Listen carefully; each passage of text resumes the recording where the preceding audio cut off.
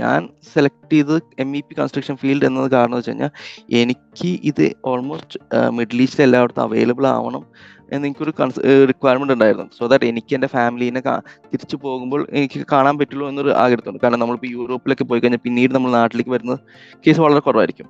So എനിക്ക് നാടും ജോബും രണ്ടും കൂടി ഒരുമിച്ച് കൊണ്ടുപോകുന്ന രീതി ആയതുകൊണ്ടാണ് ഞാൻ ഈ ഒരു ഫീൽഡ് തന്നെ മെയിൻലി സെലക്ട് ചെയ്തത്.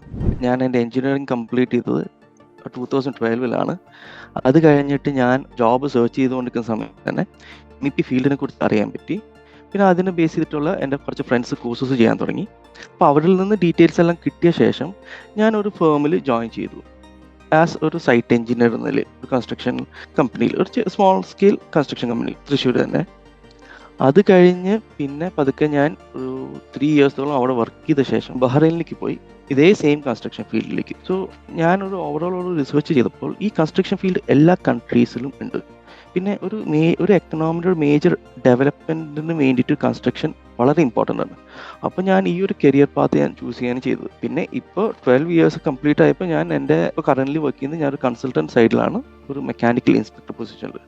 സോ ഞാൻ കരിയർ സ്റ്റാർട്ട് ചെയ്ത് ഒരു സൈറ്റ് എഞ്ചിനീയർ ലെവലും, സൈറ്റ് എഞ്ചിനീയർ നേരെ പ്രൊജക്ട് എഞ്ചിനീയർ, അത് കഴിഞ്ഞിട്ട് സീനിയർ പ്രൊജക്ട് എഞ്ചിനീയർ, അത് കഴിഞ്ഞ് ഇപ്പോൾ ഞാനൊരു മെക്കാനിക്കൽ ഇൻസ്പെക്ടർ എന്നൊരു പൊസിഷനിൽ വർക്ക് ചെയ്യാണ്.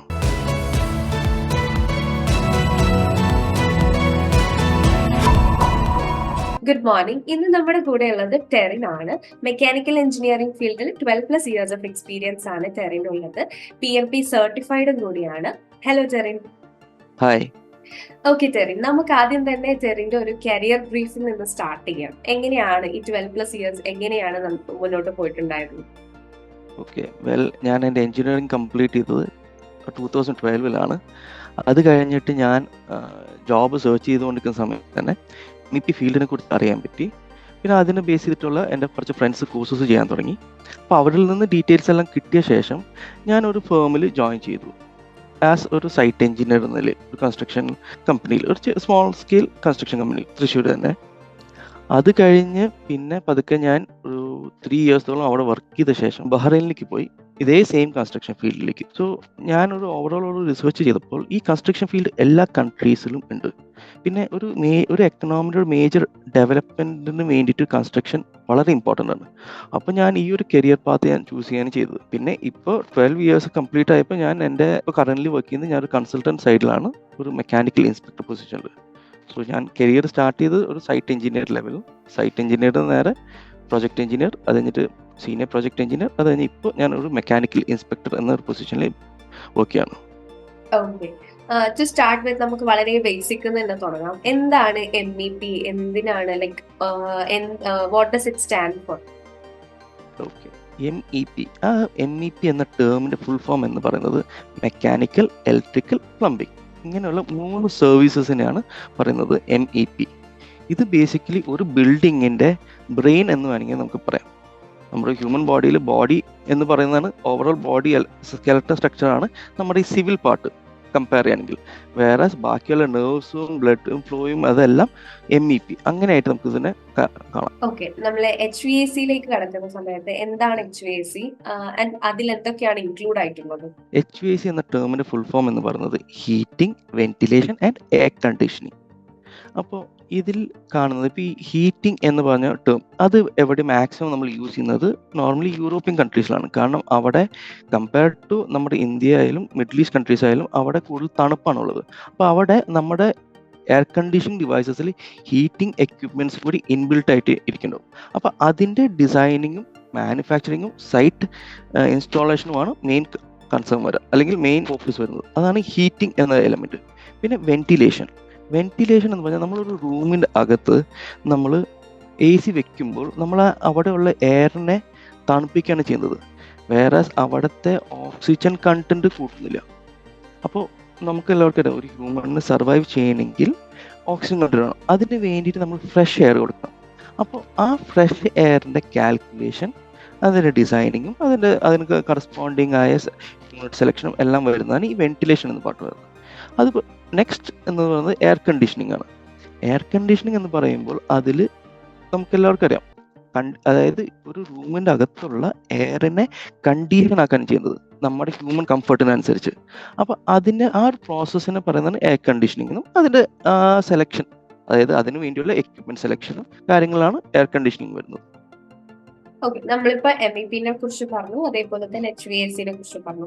ലൈക്ക് ബോത്ത് എങ്ങനെയാണ് റിലേറ്റഡ് ആയിട്ടുള്ളത്? HVAC-യും MEP-യും തമ്മിലുള്ള റിലേഷൻ എന്താണ്? HVAC is like one of the services in MEP. As ഞാൻ നേരത്തെ പറഞ്ഞതുപോലെ തന്നെ ഇതൊരു ബ്രെയിൻ ആണ്. ഇപ്പോൾ ബ്രെയിനുള്ള എല്ലാ നെർവ്സും കൂടി കണക്ട് ചെയ്യണ്ടേ നമ്മുടെ ബോഡിയിലേക്ക്. അതേപോലെ തന്നെയാണിത്. ഇതിപ്പോൾ HVAC ഒരു ടൈപ്പ് ഓഫ് സർവീസാണ്, അതുപോലെ തന്നെ പ്ലംബിംഗ് ഒരു സർവീസാണ്, ഇലക്ട്രിക്കൽ സർവീസാണ്. ഇത് മൂന്നും കൂടി കമ്പൈൻ ചെയ്താലാണ് ഒരു കംപ്ലീറ്റ് MEP എന്നൊരു പാക്കേജ് ആവുള്ളൂ. നമുക്കിപ്പോ മാർക്കറ്റിൽ MEP-യും ഉണ്ട്, റിവെറ്റ് MEP-യും ഉണ്ട്. അപ്പോൾ ഇത് തമ്മിൽ വരുന്ന ഒരു കൺഫ്യൂഷൻ എന്താണ്? ബേസിക്കലി കൺഫ്യൂഷൻ എന്ന് വെച്ച് കഴിഞ്ഞാൽ റെവിറ്റ് MEP എന്ന് പറഞ്ഞാൽ റെവിറ്റ് എന്ന് പറഞ്ഞാൽ ഒരു ബേസിക്കലി ഒരു 3D മോഡലിംഗ് സോഫ്റ്റ്വെയർ ആണത്. ആ 3D മോഡലിംഗ് സോഫ്റ്റ്വെയർ ഉപയോഗിച്ച് MEP സർവീസസ് ഡിസൈൻ ചെയ്യാനും അതിൽ നിന്ന് നമുക്ക് മനസ്സിലാക്കാൻ സാധിക്കും എന്തെങ്കിലും പ്രോബ്ലംസ് ഉണ്ടെങ്കിൽ സൈറ്റ് എക്സിക്യൂഷൻ ചെയ്യാനൊക്കെ മുമ്പ് നമുക്ക് ആ പ്രോബ്ലംസ് സോൾവ് ചെയ്യാൻ പറ്റും. അതിന് വേണ്ടിയിട്ട് ജസ്റ്റ് ഒരു സോഫ്റ്റ്വെയർ മാത്രമാണ് റെവിറ്റ് MEP. വേറെ ഈ എല്ലാവരും വിചാരിക്കുന്നത് റെവിറ്റ് MEP പഠിച്ചു കഴിഞ്ഞാൽ നമുക്ക് സൈറ്റ് എക്സിക്യൂഷൻ എളുപ്പമാവാൻ പറ്റും, അതല്ലെങ്കിൽ നല്ലൊരു എക്സ്പീരിയൻസ് വേണം, എന്നാലാണ് നമ്മൾ ഡിസൈനിങ് സോഫ്റ്റ്വെയർ പഠിച്ചിട്ടുള്ള കാര്യമുള്ളൂ. അല്ലാണ്ട് നമ്മൾ സോഫ്റ്റ്വെയർ പഠിച്ചു എന്ന് വിചാരിച്ച് നമുക്ക് ഇഷ്യൂസ് സോൾവ് ചെയ്യാൻ പറ്റില്ല. അതിന് സൈറ്റിൽ പ്രാക്ടിക്കൽ എക്സ്പീരിയൻസ് വേണം. അപ്പൊ ഈ ഒരു കൺഫ്യൂഷൻ എപ്പോഴും ഉണ്ട്. MEP അല്ലെങ്കിൽ ബിൽഡിംഗ് സർവീസസ് ഒരു ബിൽഡിങ്ങിന് എത്രത്തോളം ഇമ്പോർട്ടന്റ് ആണ്? ഞാൻ നേരത്തെ പറഞ്ഞതുപോലെ തന്നെ നമ്മുടെ ഒരു ബോഡിയിൽ ബ്രെയിൻ ഇല്ലെങ്കിൽ ബോഡി എന്താ പറയുക ബോഡി വർക്ക് ഇല്ലല്ലോ. അതേപോലെ തന്നെയാണത് MEP-യിൽ നമുക്ക് വളരെ ഇമ്പോർട്ടൻ്റ് ആണ്. കാരണം ഒരു AC സർവീസ് ഇല്ലെങ്കിൽ ഇപ്പോഴത്തെ കാലത്ത് നമുക്കറിയാം നമ്മുടെ നാട്ടിൽ ചൂട് കൂടി വരാണ്. അപ്പോൾ AC ഇല്ലാതെ ജീവിക്കാൻ പറ്റാത്തൊരു സിറ്റുവേഷൻ ആയി കഴിഞ്ഞു. അങ്ങനെ ആകുമ്പോൾ ഈ HVAC എന്ന ഒരു സർവീസ് നിർബന്ധമാണ്. അതേപോലെ തന്നെ പ്ലംബിംഗ് സർവീസസ്, നമ്മുടെ വീടുകളിൽ കിച്ചണിൽ വെള്ളം വേണം, അതല്ലെങ്കിൽ ബാത്റൂമിൽ വെള്ളം വേണം. അപ്പോൾ അതിന് പ്ലംബിംഗ് സർവീസ് ഇല്ലെങ്കിൽ നമുക്ക് മുന്നോട്ട് പോകാൻ പറ്റില്ല. സോ ഇറ്റ് ലൈക്ക് ഒരു 80% ഇമ്പോർട്ടൻ്റ് ആയ ഒരു കാര്യമാണ്. ഓക്കെ, ബിൽഡിംഗ് MEP-യിൽ ഇൻക്ലൂഡഡ് ആയിട്ടുള്ള ഡിഫറെന്റ് സർവീസസ് എന്തൊക്കെയാണ്? അതിലിപ്പോൾ ഞാൻ നേരത്തെ പറഞ്ഞ മെക്കാനിക്കലിൽ വരുന്നതാണ് HVAC, fire fighting, BMS system, അതായത് ബിൽഡിംഗ് മാനേജ്മെന്റ് സിസ്റ്റം, അതുപോലെ സ്വിമ്മിംഗ് പൂൾ സിസ്റ്റം. ഇനി ഇലക്ട്രിക്കൽ സർവീസസിൽ വരുന്നതാണ് HV system, LV system mainly വരുന്നത്.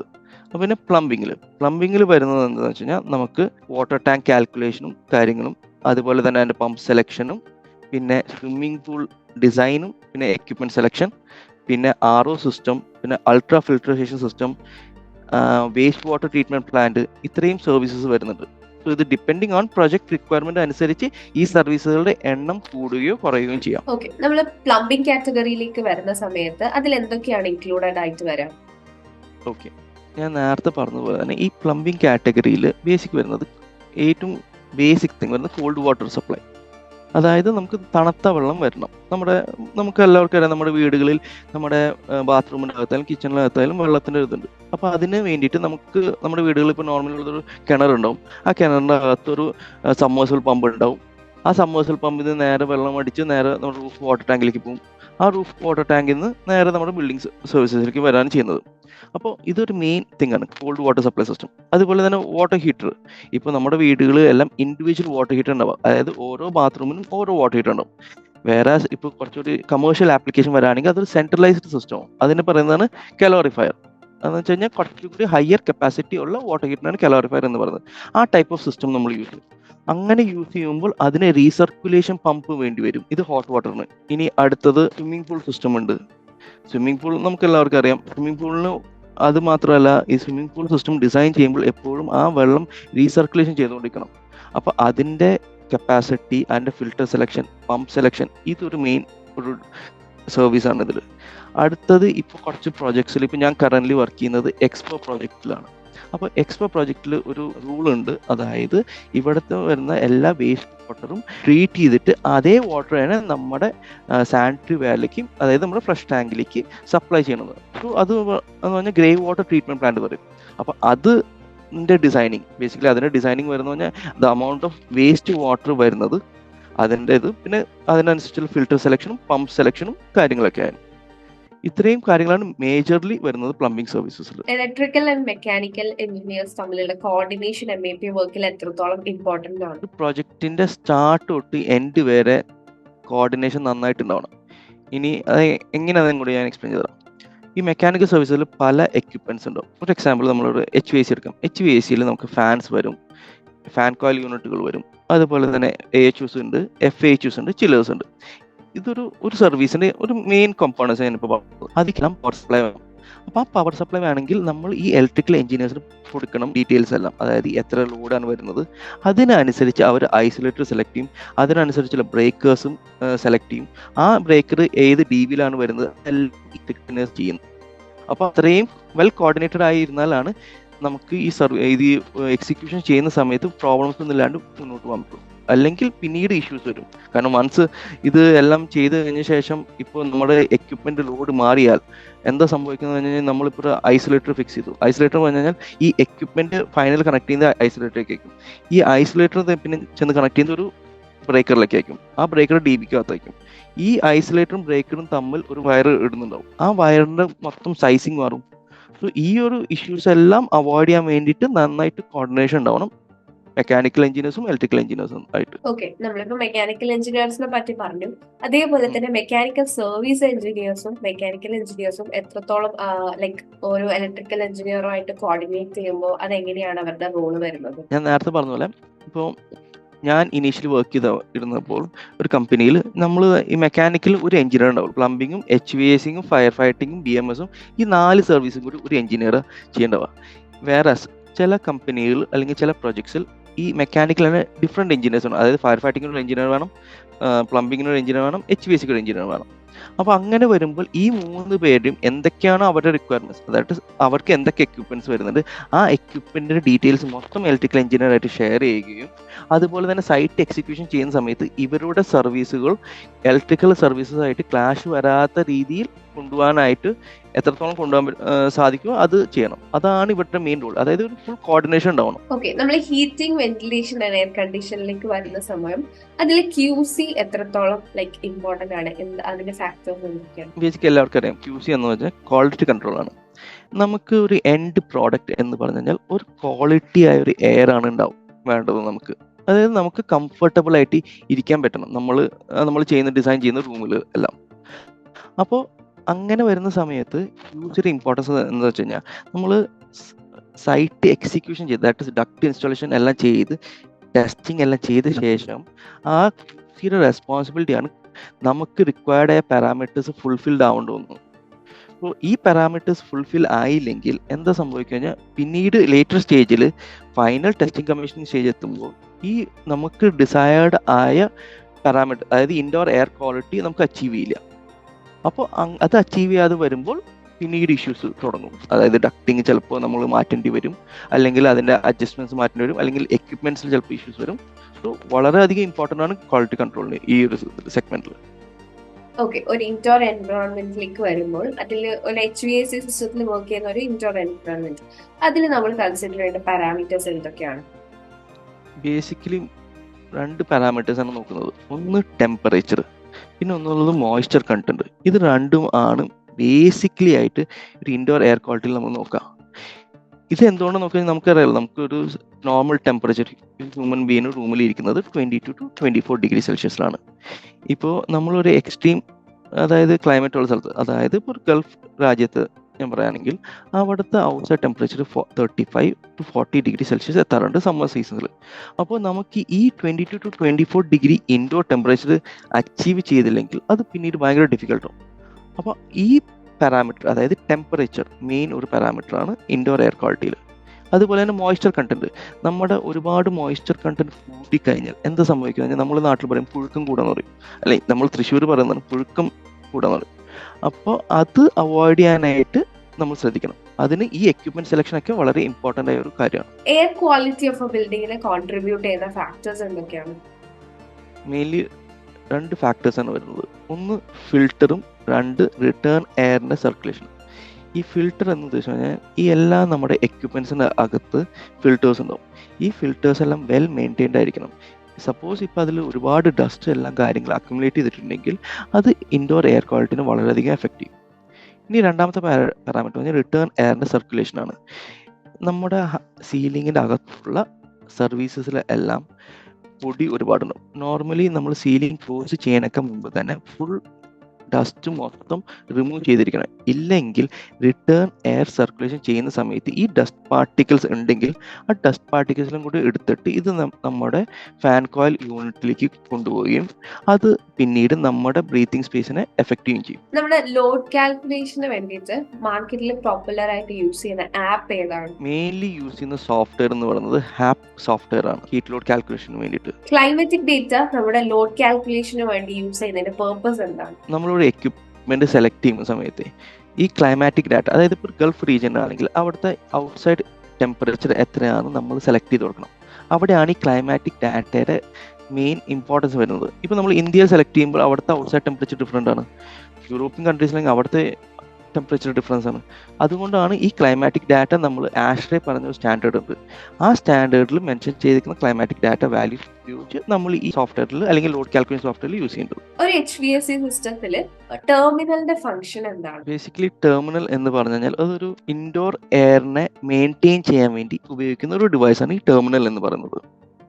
അപ്പോൾ ആ ടെർമിനൽസ് തന്നെ പല ടൈപ്സ് ഉണ്ട്. അതായത് ഇപ്പോൾ സ്ക്വയർ ഡിഫ്യൂസേഴ്സ് എന്ന് പറയും, അല്ലെങ്കിൽ ഗ്രിൽ എന്ന് പറയും, രജിസ്റ്റർ എന്ന് പറയും. അങ്ങനെയുള്ള പല എക്യുപ്മെന്റ്സ് ഉണ്ട് ഈ ഇൻഡോർ എയർ ക്വാളിറ്റി ഇൻഡോർ എയറിനെ കൺട്രോൾ ചെയ്യാൻ വേണ്ടിയിട്ട്. അതാണ് ഈ ഒരു ടെർമിനൽ എന്ന് പറയുന്നത്. HVAC പ്രൊജക്ട്സിൽ എക്യുപ്മെന്റ് സെലക്ഷൻസ് എത്രത്തോളം സിഗ്നിഫിക്കന്റ് ആണ്? 99% അതിലാണ് കാര്യം. ആ എക്യുപ്മെന്റ് നമ്മുടെ സെലക്ഷൻ റോങ് ആയി കഴിഞ്ഞു കഴിഞ്ഞാൽ കംപ്ലീറ്റ്ലി നമുക്ക് റിക്വയർഡ് ആയ എന്താ പറയുക കംഫർട്ട് കിട്ടില്ല. അതായത് ബേസിക്കലി നമുക്ക് അച്ചീവിൻ്റെ ടെമ്പറേച്ചറോ മോയ്സ്ചർ കണ്ടന്റോ ഇതൊന്നും നമുക്ക് കിട്ടുന്നില്ല. അപ്പോൾ അതുകൊണ്ട് ഈ എക്യുപ്മെന്റ് സെലക്ഷൻ എന്ന് പറഞ്ഞാൽ വളരെ ഇമ്പോർട്ടൻ്റ് ആയ ഒരു കാര്യമാണ്.